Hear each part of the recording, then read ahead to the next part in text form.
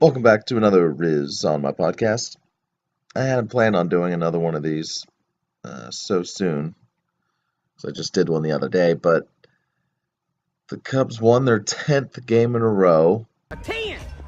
A 10! A fucking 10! and I knew it before the stat came up, and this is why I want to get on here. It's kind of reminisce. The last time the Cubs won at least 10 in a row or more was 2001. I was 19 years old then. If someone would have told me in 2001 that 15 years would go by before the Cubs would get even close to that winning streak during that time, I would have said, "Go fuck yourself." You know, I realized the Cubs' history even at that time. It was already, a million years, even in 2001, since they won anything. But 12 in a row, I know it's kind of hard to win double digits in a row in baseball, but I mean, taking 15 years to at least get 10. A 10! A 10! A fucking 10! I mean, wow. So I think back to when I was 19, first year out of high school, trying to do the college thing. Little did I know it would take me almost that entire time to finally finish my bachelor's because I kept boomeranging back and forth and doing other things. But it also, what the streak does is remind me I should not take this current season for granted. Even though it could end in heartbreak and just total disappointment in the postseason, I should take this regular season for what it is. It's a great time to be a Cubs fan. They're now, I think, 31 games over 500, and now they have a 13-game lead over the Cardinals. And the game last night was a great game.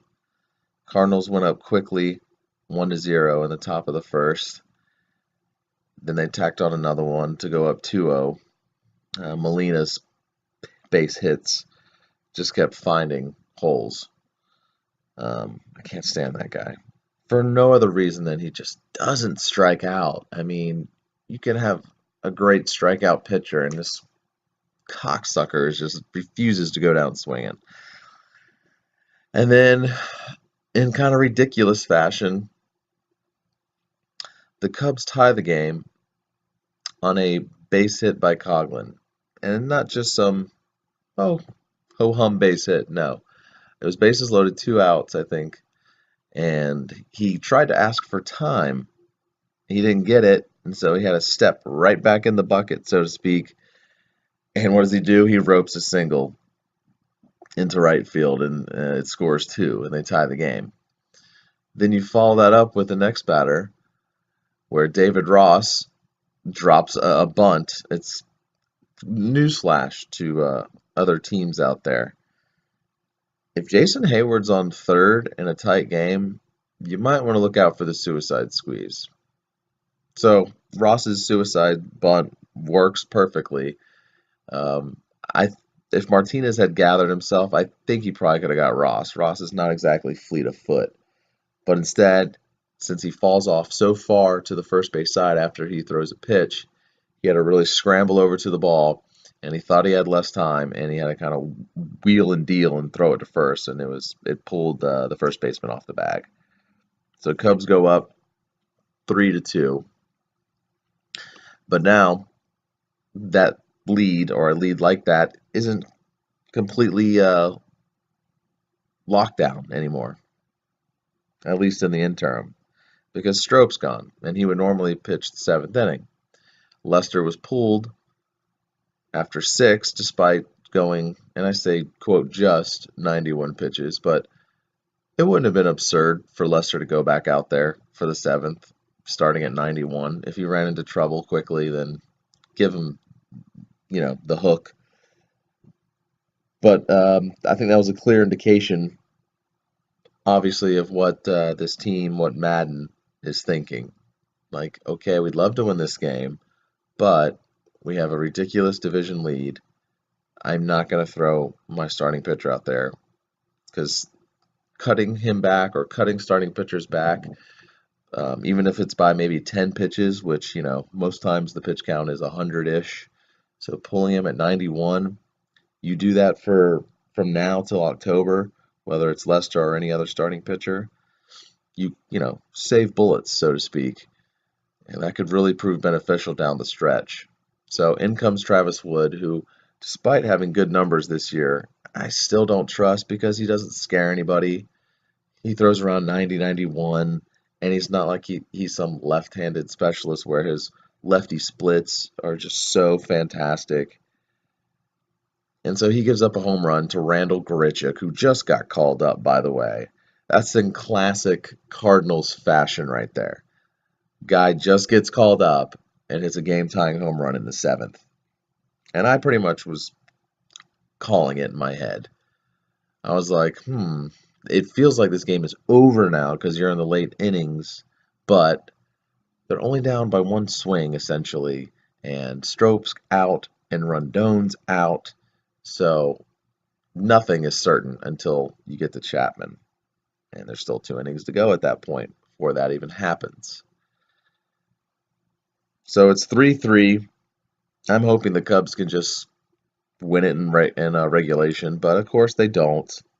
They squandered so many opportunities in this game. They finished the game 3 for 18 with runners in scoring position. And that's actually a point of weakness that I think could bite them in the playoffs. They're a flawed team. No team is perfect, and that's one of their biggest flaws.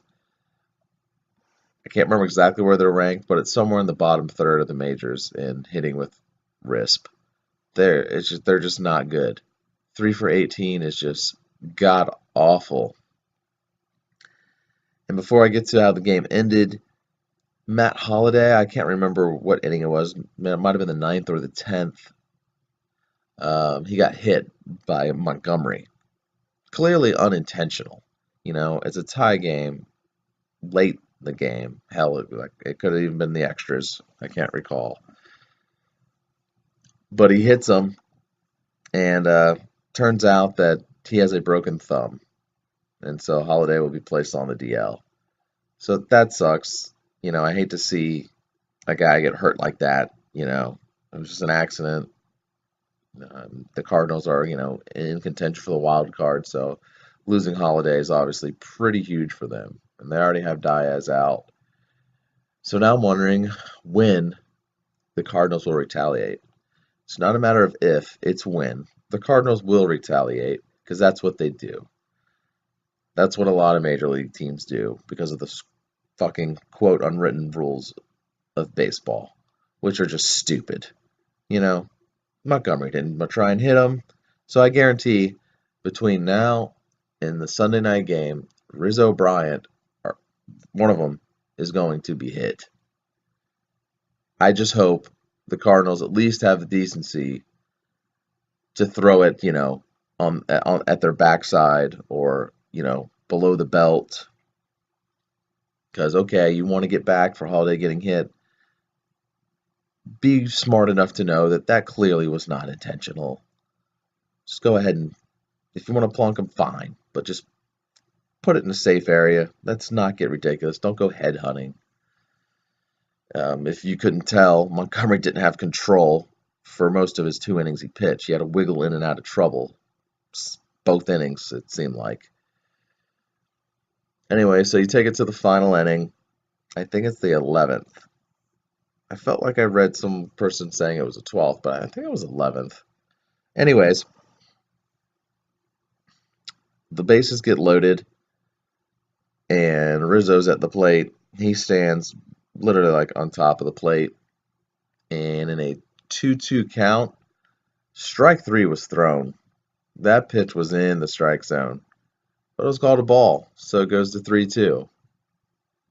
Next pitch, ball 4. Rizzo gets the fucking walk-off walk, and Cubs win it 4-3 in extras. Great game. As I said, back and forth, high drama. Pitchers wiggling in and out of trouble, whether it was Montgomery or Martinez for much of his start.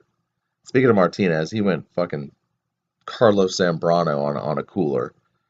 He tore that fucking cooler up. But take the win, obviously. Tonight it is Arrieta versus Wainwright. I'm sure it'll be another close one. It's the Cardinals. Like, I should go back and look at this year's schedule, but I'm sure if I look back at the past couple, if the Cubs beat the Cardinals, it's never by like a ton of runs. I mean, maybe I'm just recency bias, but it seems to me, even when the Cubs get a lead, it's like it's not over. It's nowhere near over. The Cardinals never lay down. Fucking ever. You know? They just don't go away. It's so fucking annoying. Just another reason what makes this rivalry great, especially when both teams are good. But, it was 3-2, and a Cardinals fan and I was talking to, was basically like, all right, that's game over. And of course, early in the game, when the Cardinals were up 2-0, I was like, oh, that's game over.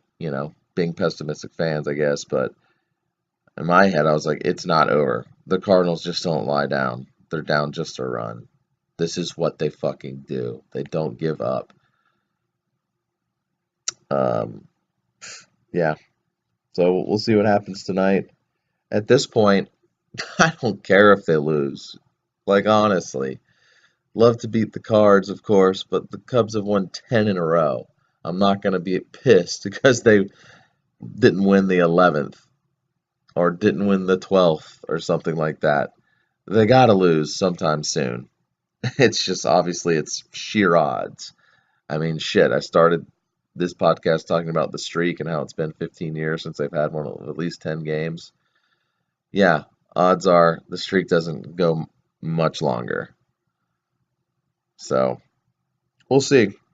Afternoon game today, 2:20 Eastern time. So I'll definitely be watching that. I think it might be on MLB Network. I could be mistaken. It would shock me if it's not, honestly, because they like to put Friday night or Friday afternoon games on. Um, all right, well, that wraps up another Riz on my podcast. Thanks for listening. Feel free to subscribe.